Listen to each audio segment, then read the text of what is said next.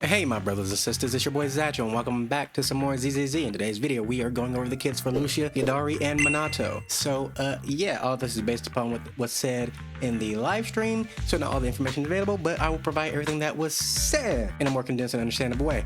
So anyways, let's just hop on into it. With Lucia, who is a S-rank ether support. Now, honestly, after looking at her entire kit, it looks like she might just replace Astra in many aspects, except for the whole quick swapping thing, but she kinda does everything Astra does and more. So starting out with her core passive, entering the battle gives her dream points, as well as certain skills also give her dream points. When the dream gauge is full, she enters the dream state.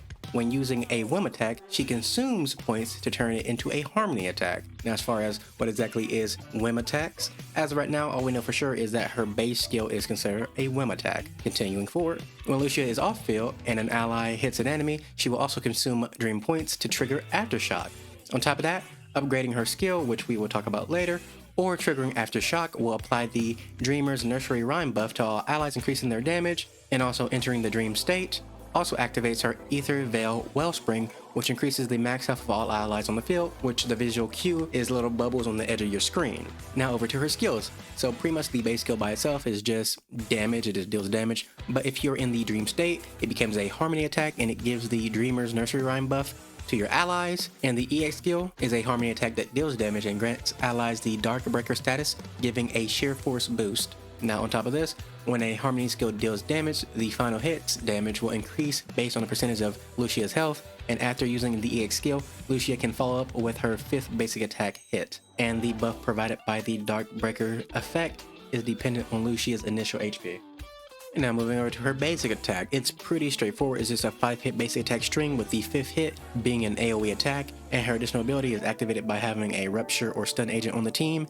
And what it does is it allows the Dark Breaker effect to also provide an additional crit damage buff. And lastly, her ultimate, it does a lot of things. It summons an ethereal for her to ride while dealing damage. Using the direction buttons, you can control the direction she's running while on top of the ethereal, and while doing this you also extend the period at which you can ride the ethereal by using the direction buttons. It has an increase to the anti-interruption, and she can't be killed while using her ult. It deals AoE damage when it actually does hit, and it also leaves behind a healing field called the Starlight Convergence, where we actually do end the ultimate at, and it will be indicated by a little rainbow circle on the floor. Now if you're in the dream state and the Ether Veil Wellspring is active, the duration of the Ether Veil Wellspring will be extended, and if you're not in the dream state, it will instantly max your dream points and put you into the dream state after you use your ultimate.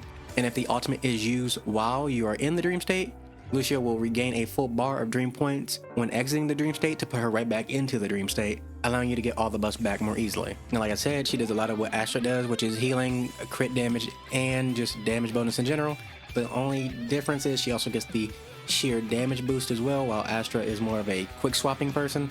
But yeah, I'm gonna be going for it just because I like supports because they last the longest. Anyways, on to the next character. Next up is Yodari, who's an S rank ice rupture agent. Her playstyle is pretty much just use your health to increase your damage, then use your skills in various ways to get that health back. So a risk reward situation. But starting out with her core passive, Yodari gains additional sheer force based on her maximum health, and all ice damage dealt by skills is considered sheer damage that ignores defense. Also, the lower her current health percentage, the higher her damage dealt is, and losing health provides additional decibels, which will come into play later with what she can do with those decibels. Next up is her skill, which pretty much just deals damage unless you are using it to parry an enemy's attack or to hit a stunned enemy. In those situations, if you use your skill to parry an enemy's attack or hit a stunned enemy, it will give you a full charge to her special meter, and it will instantly launch an enhanced EX skill that also recovers her health. Now her EX skill, because she technically has two, she has the enhanced one and the actual EX skill. So her EX skill is a 2-hit attack that restores health as well. And then her additional ability activates when there is a stun or support agent on the team, and when Yodari's health drops below a certain threshold, her crit damage is increased and she takes a reduced amount of damage. She also gains an additional effect when she is within the Ether Veil Wellspring, which is after her basic attack's 3-stage charge attack and EX skill end. She'll deal additional damage with ice tentacles that is considered as an EX skill, and its damage increases with the EX skill's level.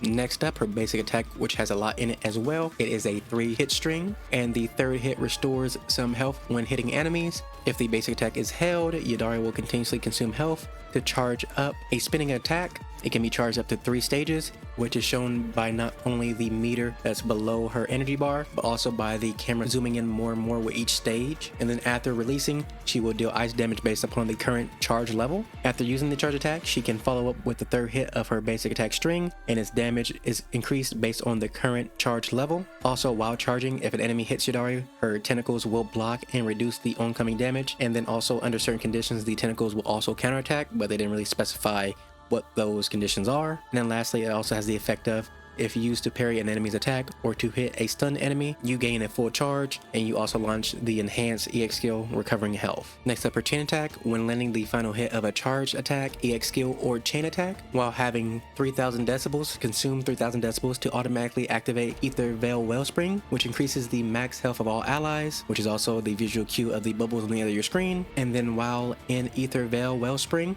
basic attack charge rate and health consumption rate is increased. And yes, this is the other thing she can do with her decibels. Other than using her ultimate, if you have 3000, you can also activate the Ether Veil Wellspring. And if you do activate it again while it's already active, it will just extend the duration.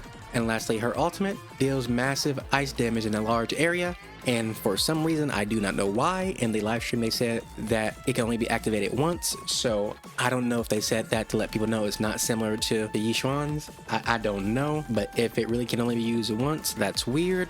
But again, I don't know why they said it can only be activated once in the live stream. But yeah, that's Yodari. I would say she's the first of her kind, but she's really not, because the character releasing alongside her, which is Komano Manato, also has a similar playstyle of risk reward, I guess you could say, that is of, you know, using health to get more damage out. So they are 2 people doing the same thing. I guess you could just call her the premium version of what he does. But anyways, let's keep moving forward. Now lastly, we have Komano Manato, who is an A rank fire rupture character who will be given out for free as well. But anyways, his core passive is gain additional sheer force based on maximum health, and fire damage dealt by his skills will be considered sheer damage, ignoring enemy's defense and using sheer force as a multiplier. His basic attack is a 3-hit string dealing physical damage, but during the initiation phase of each attack, press the special attack button to trigger Scorch Wind, dealing fire damage instead of the physical attack damage. And then also, if you use basic attacks during the Molten Edge state, it will make Komano launch up to 4 slashes forward instead of his normal 3-hit string. And then lastly, when activating the skill at a certain percentage of health, it consumes health to activate his core passive. Now his skill on its own just deals damage, but if he gets hit during the skill, he actually restores his lost health. And if you hold the skill button, you actually build up Blazing Heart and consume health to enter the Molten Edge state. And while in the Molten Edge state, basic attacks are enhanced to where he'll consume his own health to increase the crit damage and adrenaline recovery rate. And then his EX skill just deals damage unless it is used while he is in the Molten Edge state, which it then deals damage and restores health. Next up, defensive assist.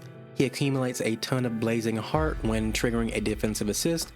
And then after an assist follow-up, you can pretty much just mash the basic attack button to slam the sword into the enemy's melon, consuming health and activating his core passive. His additional ability is for support and stun agents, and when it is active, when using an alt or chain attack, he will gain Remnant Flame that lasts for a while, and repeated triggers will refresh the duration, and under certain conditions, he'll use Remnant Flame to restore his health. They didn't tell us what those conditions were, and then his ultimate just deals really big damage, so that is all.